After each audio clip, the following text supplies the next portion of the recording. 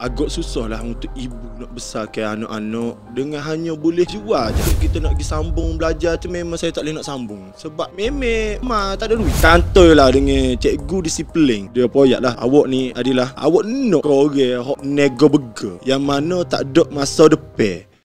Dapatkan tips kembangkan perniagaan anda di podcast Funnelivo.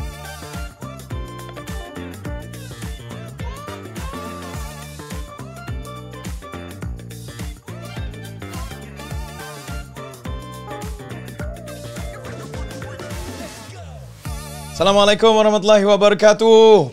Pagi. Alhamdulillah. Selamat datang ke Funnelivo Podcast, FE Podcast, episod 63. Alhamdulillah, apa khabar Tuan Udin? Ya, sihat. Alhamdulillah Tuan. Alhamdulillah. How's life?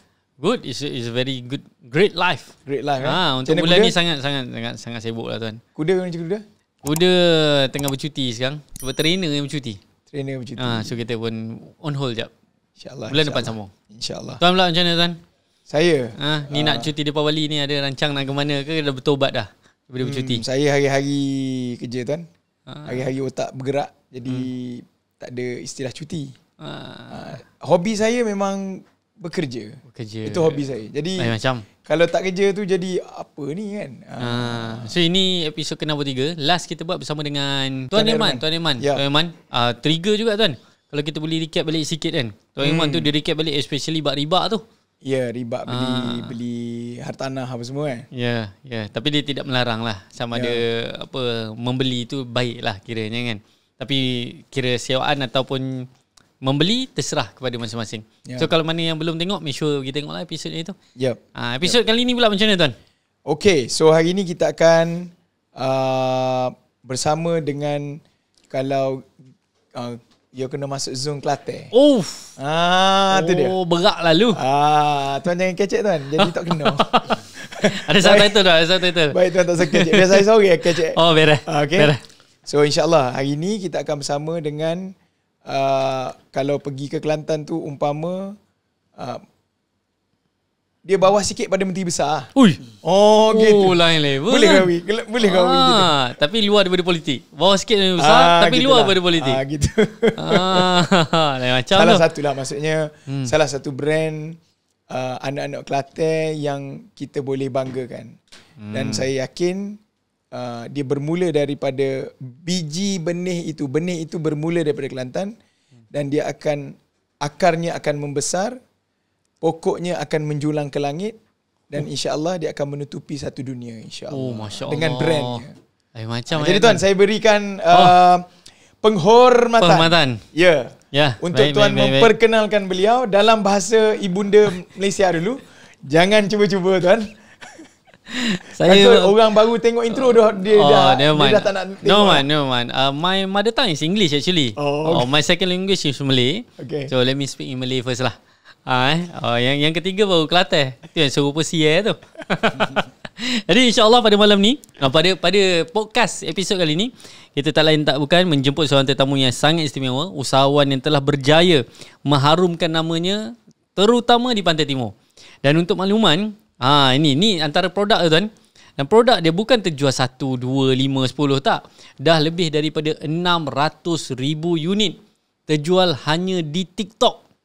Lain macam. Dan dia punya content creator untuk buat video saja Tuan, saya rasa dah beratus. So tanpa melengah masa lagi, inilah nak memperkenalkan pengasas kepada jenama minyak wangi terkenal, Raja Perfume. Apa khabar Tuan? Khabar baik. Kecek Melayu. Okey Tuan. Bila sampai ni direct daripada Kelantan tu? Daripada Kelantan lah. Rasa pelik pula Tuan. Daripada Kelantan lagi lah mari.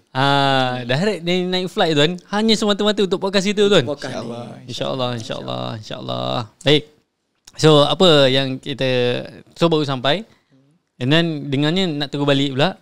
So memang betul lah, datang ni memang semata-mata untuk podcast ni lah. Datang semata-mata untuk podcast Funnelivo. Boleh macam. Dengar kata memang jadual pun pack tau. Jadual pack dia sebab learningnya event mana tengah duk buat? Event learning hok tengah duk buat di Pantai BCK Bayu dan juga di Semenyih event. Lepas tu ada di Ipoh. Ni Semenyih kat Selangor Semenyih kat Selangor. Semenyih kat Kelantan lah tadi. Mana ada Semenyih Kelantan. Manalah tahu. Maksudnya event berjalan serentak. Event berjalan serentak. Kita kira atas tim lah pergi sana, dan saya sendiri pergi pun kita tak boleh nak pergi ambil masa yang lama lah. Kita pergi sehari 2 hari gitu lah untuk buat konten sahajalah yang mengatakan Raja Perfume pergi situ. Okay. So apa soalan pertama yang kita nak tanya tu?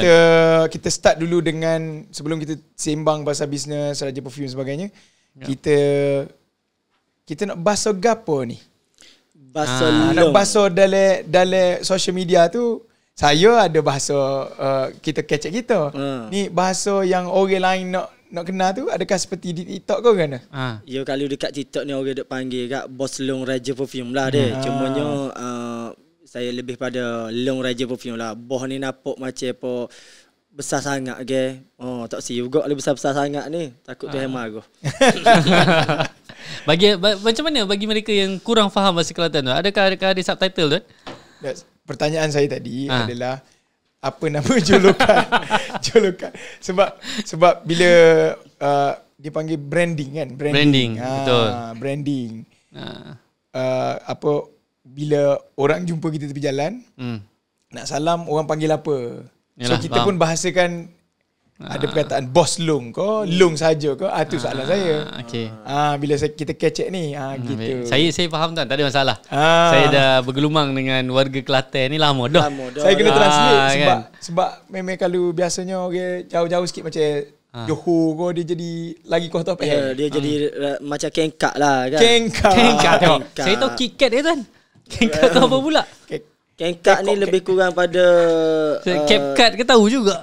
Dia macam apa masuk kengkak sudah. Kengkak ni awkward. Okay. Awkward. Terus jadi awkward lah macam kan kekok. Okay, kekok faham. Kekok faham. Kekok. Okay, so kita bahas Long lah dah. Okay, Long. So nama sebenar Long ni gapo sebenar? Nama saya ni kalau kira ramai orang tak tahu nama sebenarnya. Itu tu saya tanya soalan saya nombor 1 tu. Nama saya Wan Muhammad Rahimi Syazrin bin Abdul Rahim. Tu nama panggil saya lah. So Long tu sebab nama panjang sangat, orang panggil Long. Long. Sebab Long tu maksudnya panjang ya. Jadi Long lah. Nama tu panjang, so Long. Ada anak sulung. Disebabkan anak sulung. Okay, baik. So kita mula dengan cerita apa panggil Long daripada kecil.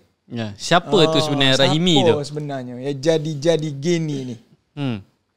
Ya, daripada kecil lah. Kalau kira kat dilahirkan tu di Kelantan lah.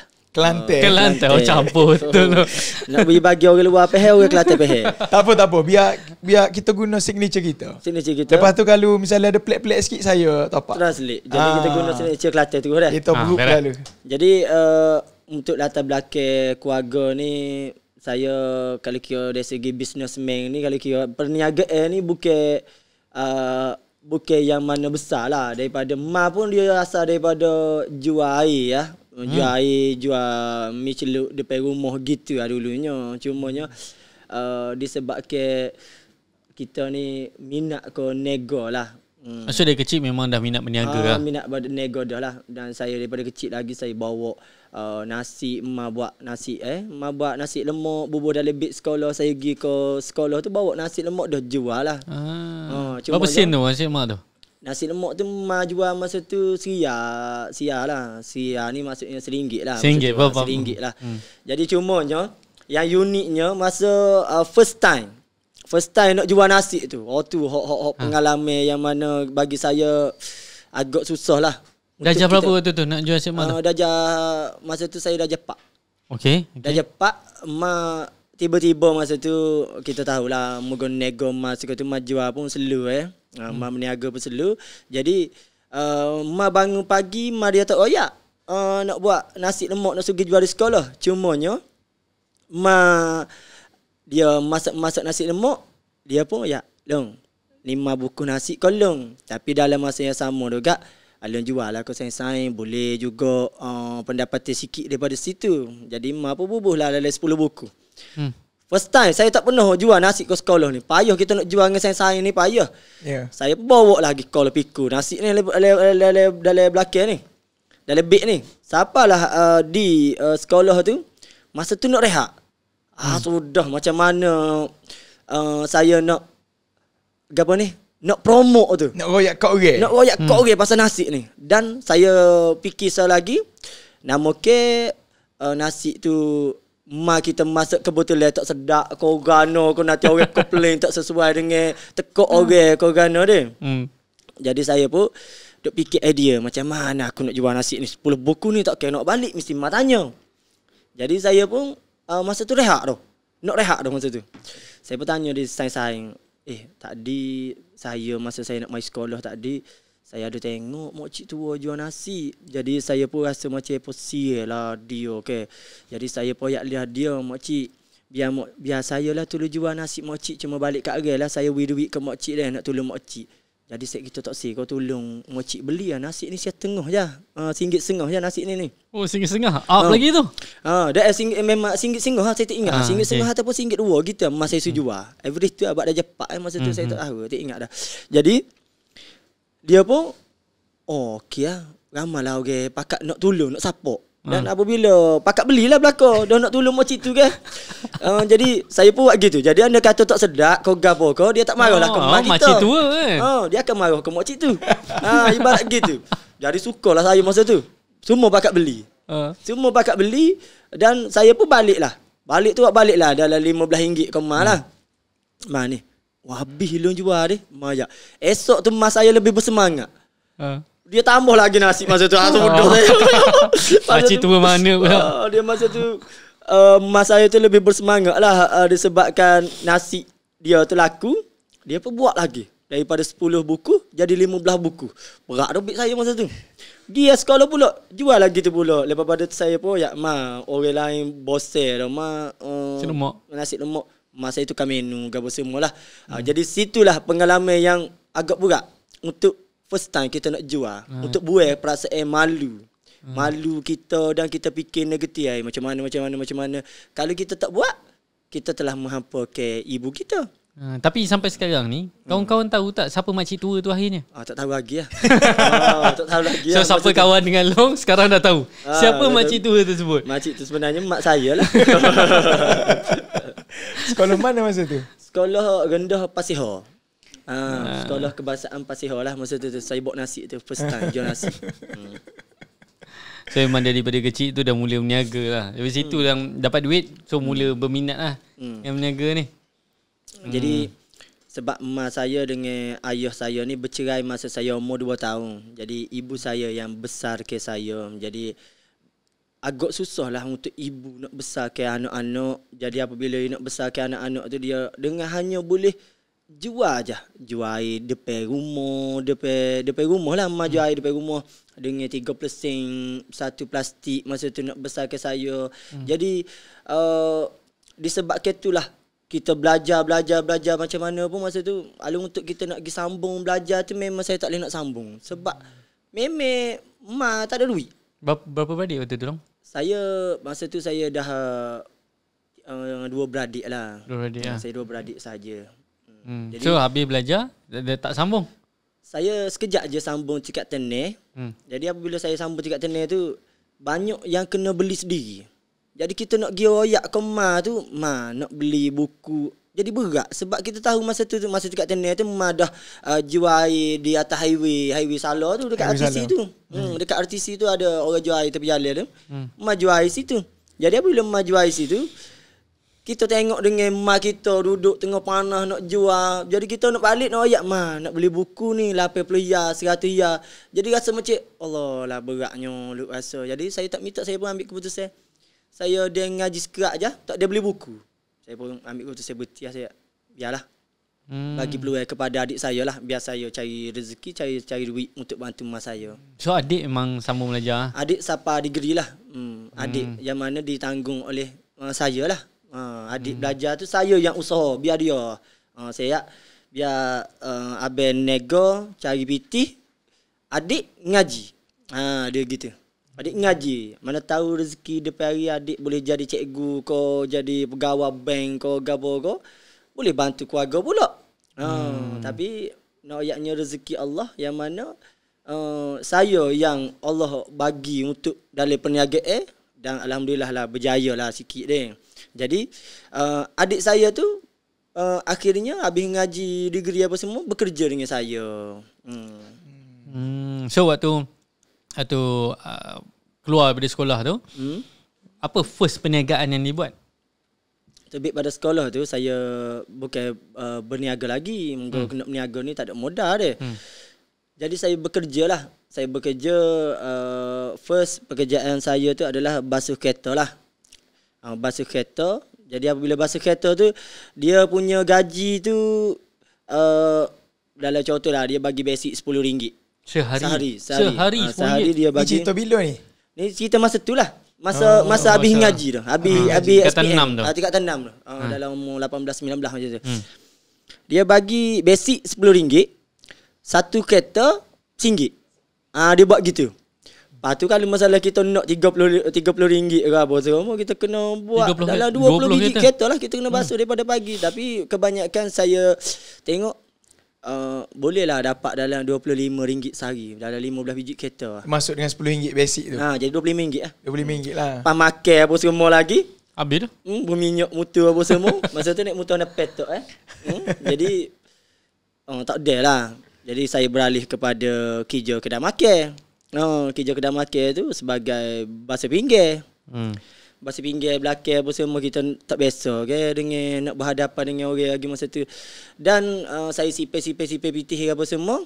Saya pun buatlah perniagaan pertama adalah jual burger tepi jalan. Dan disebabkan jual burger tepi jalan itulah kenapa saya boleh jadi semangat. Disebabkan saya ada dapat satu penghinaan lah. Penghinaan yang mana penghinaan tu lah saya pegang dan saya tak nak dah jual burger. Tu. Panjang pula cerita dia pula. Tak apa. Tak usah dia Tak apa. Jadi masa tu saya orang panggil bergawe lah, gawe, couple dengan bini saya sekarang lah. Saya tak ada couple dengan orang lain. Masa tu. Jadi isteri saya ni dia duduk di sekolah. Boleh sebut kau sekolah tu? Ada tapi tak apalah, dia ada pengajaran situ dia. Sekolah di sekolah menengah kebahasaan isteri saya. Jadi masa tu saya couple dengan dia lah, bergawe dengan dia. Jadi dia ni asrama. Dia ni isteri saya ni best student lah. Kalau periksa kat kelas-kelas 7A gitulah, 8A isteri saya masa tu. Dia best student. Apabila dia gawe ni orang jual burger. Jadi orang pandang ni sikit lah masa tu. Sebab kita jual burger pun bukan kita disebabkan kita tak si belajar. Dah disebabkan ekonomi. Jadi dia ni masa tu isteri saya ni dia nak bantu saya lah. Sebaya lah dengan Dia beza dalam 3 tahun dengan saya masa tu. Jadi kenal tu sebab kes jual burger lah. Dia kenal tu masa saya gawe dengan dia tu masa tu disebabkan saya di Kebarak. Saya penyanyi di Kebarak dulu. Bagi famous dulu lagi. Saya nyanyi di Kebarak. Jadi apabila saya boleh gawe dengan dia tu, dia selalu, isteri saya ni, dia selalu tengok saya training di Kebarak menyanyi. Di Kebarak Jogo tu apa tuan? Jogo tu nyanyi tu lah. Jogo. Jadi apabila dia duk tengok semua, jadi kita pun tengok semua, saya rasa macam apa berkenang lah dekat dia masa tu. Jadi apabila kita tengok dia dan saya pun oyaklah dia nak ngejah dia lah masa tu dia. Nak ngejah dia duk tengok. Ngejah tahu ngejah? Ngejah tahu. Ngorak lah. Ngorak. Lepas pada tu saya pun oyaklah dia awak ada gawe dah kau masa tu. Lepas tu dia pun tak layan mana lah saya masa tu. Dah tu saya pun oyak dia.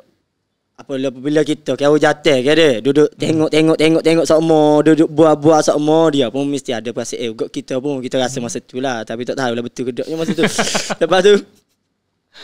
Lepas tu saya pun nak bertanding pikat negeri masa tu. Saya tanding pikat negeri pikat daerah. Daerah Kota Baru. Saya okey daerah ni dia gitulah. Lepas tu saya buat dia, esok saya nak tanding ni. Kalau saya menang awak nak beri hadiah gapo saya gitulah ke gawe saya tu. Ke bini saya masa tu. Dia apa ya? Kalau awak boleh nombor 1 Johor, kita gawe 2. Dia gitu. Saya pun semangat saya masa tu. Semangat nak gawe ni. Masa tu. Jadi apabila gitu tu saya pun tanding lah. Tanding tu dia tak declare rezeki saya Johor. Ini kisah eksklusif. Cinta Raja Perfume Cerita Raja Perfume. Menang saya. Menang tu saya tuntut balik lah hadiah saya tu nak gawe dengan dia. Lepas tu dia sekolah lagi masa tu. Jadi disebabkan itulah gawe lah saya dengan dia dan gawe pun kita pun gawe senyap-senyap lah. Sebab kita bukan orang yang ada pitih ke gapo dok takut dia pula orang yang bijak dia. Jadi masa saya jual burger tu saya dah gawe dengan dia nak bantu saya. Dia nak bantu saya ni nak tolong promote burger saya. Dia pergilah ke asrama dia tu, dia ayat siapa nak order burger dia lah ambil order burger tu. Dia ambil order, dia pun order dengan saya. Jadi peniaga saya pun laris lah masa tu. Bak dia tu order. Kalau kira tak laku mana benar sebab duduk kawasan kampung Jadi satu hari tu boleh jual dalam 100 butir burger. Banyak tu. Banyak Jadi saya pun buat nak pergi lah atas di sekolah. Yang muter pergi atas di sekolah tu. Pogak tak suri masuk. Pogak ayat tak boleh masuk. Pasal nyanyi. Saya buat burger dah gapo semua ni. Tolonglah pogak apa semua ni. Belalah kali saya burger kan butir. Buat orang order saya ayat ni pelajar order ni bukan saya saja nak pergi jaja dah. We burger dia gapo semua kat depan dia pun kenal dah kita jual burger. Sampailah satu masa tu kantor lah dengan cikgu disiplin di sekolah tu lah. Lepas tu cikgu disiplin tu panggil lah mak ayah mak dengan abang isteri saya tu lah. Dia panggil dia poyak. Dia panggil lah, dia marah lah, dia bagi nasihat lah. Dia poyak lah. Awak ni adalah awak nak kau orang nego burger yang mana tak ada masa depan. Jadi sedekah awak best student. Kalau awak pergi ke awak akan dapat cikgu, awak akan dapat pensyarah, depan hari awak akan dapat doktor sebab awak best student. Pasal awak panggil baguslah bab cikgu tu nasihat benda betul lah. You tak siwi pelajar tu terlalai. Jadi isteri saya pun royaklah saya masa tu. Gayut lah malam tu tengok gayut dengan dia. Gayut lama tak dengar kata gayut. Gayut. Lepas tu masa gayut tu isteri saya pergi cerita saya masa tu. Dia pergi cerita benda tu. Jadi cerita ni saya tak pernah cerita kat orang ni cerita ni. Tu cakap tu eksklusif ni. Eksklusif tu. Cinta. Jadi dia pun cerita saya dia ayat pasal cikgu disiplin, ayat pasal tak ada masa depan, gapo jual burger, gapo semua tu saya pun bahasa aku jual burger. Tak sih saya jual burger masa tu. Tak boleh ni aku. Putus angin. Satu macam apa satu penghinaan tapi aku nak buktikan yang mana cikgu ni royak tak ada masa depan kau gapo aku boleh berjaya. Kita pergi tu kita. Ya sebenarnya dalam perniagaan ni sebenarnya perlu sebenarnya orang penghinaan tu. Betul. Sebab dia satu menyebabkan kita lebih bersemangat untuk kita nak buat. Dia gitu. Pushing factor. Dia gitu. Kalau kita duduk dalam semu begitu kita akan jadi lala. Betul. Jadi lepas pada tu saya pun berhenti jual burger, saya pergi Kuala Lumpur kerja. Tapi yang waktu nak berniaga burger tu modal dapat daripada mana? Daripada bas pinggir tak dia. Daripada bahasa pinggir ke sipir. Modal nak jual burger tu dia tak ada lah besar sangat. Sebab koli pun kita guna koli yang ada dah di rumah gapo semua. Cuma dia perlu ke meja lah. Tapi saya masa tu saya tak ada bahasa burger ke apa tak ada. Tak ada kios tu tak ada. Tak ada. Dia hanya buka gitu lah. Pak gitu jual burger. Ibarat gitu. So pergi ke Kuala Lumpur jual semua barang tu.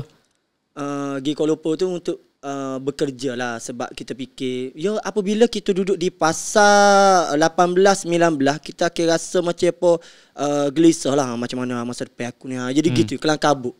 Padahal kalau kita relax pun tak ada masalah sebenarnya. Ni kita kelang kabut sekejap nak kerja gini, sekejap nak nego, sekejap aku kerja gini ya. Aku pergi laut lah jadi offshore kau. Saya pernah letak nak pergi offshore tu. Fikir bukan offshore. Kata gaji besar tau. Gaji besar kerja laut. Saya pernah lah mikir lagi tu gapo semua, ngejar gapo semua. Jadi disebabkan kita di pasar tu sebab untuk kita nak menghalalkan seseorang. Menghalalkan seseorang. Ayat lain macam ni. Dila Haji dengan ada hayat tu. Kau ada lagi. Tak jadi dengar lagi ya soalnya. Ni ayat aku kali ni kita soalnya. Baik. So sementara kita nak ke topik seterusnya, menghalalkan seseorang tu. So kita berehat dululah tuan. Berehat dulu. So kita jumpa lepas ni. Dapatkan tips kembangkan perniagaan anda di podcast Funnel Evo.